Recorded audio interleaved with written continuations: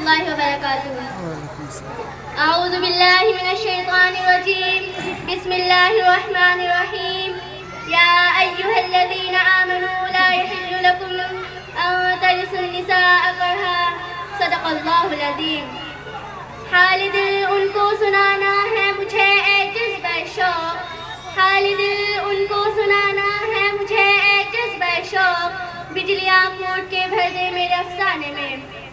محترمیہ مکرمی معلمات، دور دراز سے تشریف لائے مہمانان نظام اور میری عصمت ماں باپ اور بہنوں، میں آپ لوگوں کے سامنے کوئی لمبی چوڑی تقریر کرنے نہیں آئی ہوں، نہ ہی تقریر کر کے آپ سے خراج و تحسین وصول کرنا میرا مقصد ہے۔ میں انشاءاللہ چند منٹ آپ سے خطاب کروں گی اور پوری کوشش کروں گی کہ موضوع کا کوئی پہلو تش نہ رہ جائے۔ حاضرات جلسہ، میری تقریر کا موضوع ہے اسلام نے عورت کو کیا دیا۔ اس حقیقت کو جاننے کے لیے سب سے پہلے یہ جاننا ضروری ہے کہ اسلام سے پہلے زندگی کے اسٹیج پر عورت کی کیا پوزیشن تھی، نیز عورت مرد کی دہلیز پر کس قسم کی زندگی جی رہی تھی۔ چنانچہ تاریخ بتاتی ہے کہ اسلام سے پہلے اس دھرتی پر عورت کا وجود باعث ذلت تصور کیا جاتا تھا، عورت سے جانوروں کی طرح کام لیا جاتا، اور جب وہ تھک کر چور ہو جاتی اور تھوڑی دیر دم لینے کے لیے بیٹھ جاتی تو اس کی پیٹھ پر بے دردی سے کوڑے برسائے جاتے۔ دنیا کا کوئی کوش اور کوئی کونا ایسا نہ تھا جہاں عورت سکھ چین سے جی رہی ہو۔ عورت تفریح اعتبار عیاشی کا سامان سمجھی جاتی تھی۔ بیچاری عورت کو درندہ صفت مردوں کے عیاشی کے سامان فراہم کرنے کے باوجود عورت کو سکھ سے جینے کی اجازت نہ تھی۔ اتنا ہی نہیں، جب اس کی کوکھ سے کوئی لڑکی جنم لیتی تو اسے زندہ درگور کر دیا جاتا تھا۔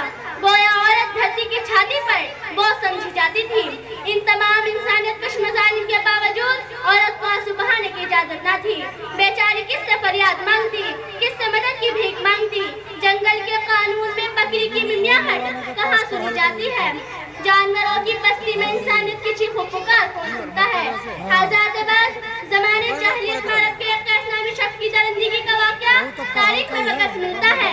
اس ظالم اور جابر شخص نے اپنی نو پھول جیسی معصوم اور کمسن بچے کو زندہ درگور کر ڈالا تھا۔ وہ کہتا تھا اگر انہیں زندہ چھوڑ دوں گا تو جوان ہونے کے بعد پورے خاندان کو ڈس لیں گی۔ انہیں پال کر کسی کو داماد بنانے کی ذلت مجھے ہرگز گوارا نہیں۔ جب اس کی 10ویں بیٹی نے جنم لیا تو اتفاق سے وہ گھر پر موجود نہ تھا۔ پیدا ہونے والی بچی انتہائی حسین و جمیل تھی۔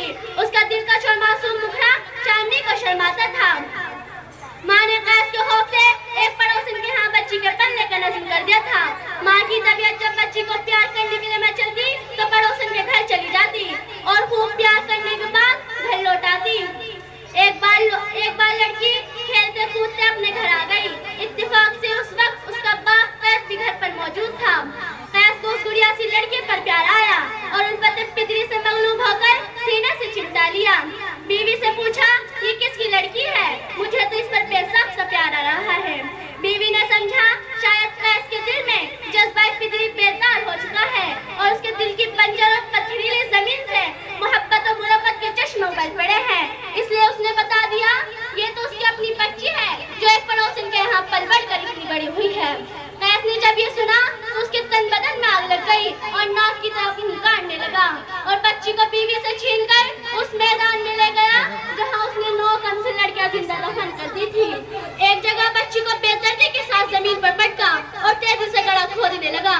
جس وقت قیس گڑا کھودتا اس وقت بچی اپنے دردناک انداز میں اپنے بے رحم قاقتے رحم کی بھیک مانگ رہی تھی کہ پتھر بھی پگھل کر پانی ہو جاتا، مگر افسوس قیس کے وحشی دل میں رحم و مربت کا جذبہ ذرا بھی بیدار نہ ہوا۔ حضرات، جس وقت قیس گڑا کھود رہا تھا اور مٹی کدال سے پھسل پھسل کر اس کی پشت پہ گر رہی تھی تو بچی اپنے بے رحم باپ کی پشت سے مٹی جھاڑتی تھی اور پوچھتی تھی ابو یہ گڑا کیوں کھود رہے ہیں؟ دیکھیں نا کتنا پسینہ آ رہا ہے آپ کو، آپ اتنی محنت کیوں کر رہے ہیں؟ یہ گڑا مت کھودیے، چلیے نا گھر چلتے ہیں، امی جان انتظار کر رہی ہوں گی۔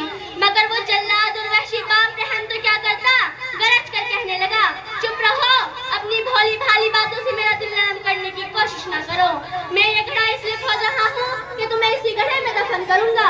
تمہیں پال کر کسی کو داماد بنانے کی ذلت مجھے ہرگز گوارا نہیں۔ لڑکی نے تڑپ کر کہا ابا جان نہیں، ایسا گناہ مت کیجیے، مجھے جیتے جی درگور مت کیجیے، میں شادی نہیں کروں گی، میں آپ کا کمایا ہوا بھی نہیں ڈال دیجیے مگر یہ ظلم مت کیجیے. میں آپ کی بیٹی ہوں, مجھ پر رحم کیجیے. میں مر گئی تو امی جان بھی روتے روتے مر جائیں گی. میں ایک ان کی آنکھوں کی ٹھنڈک اور دل کا قرار ہوں.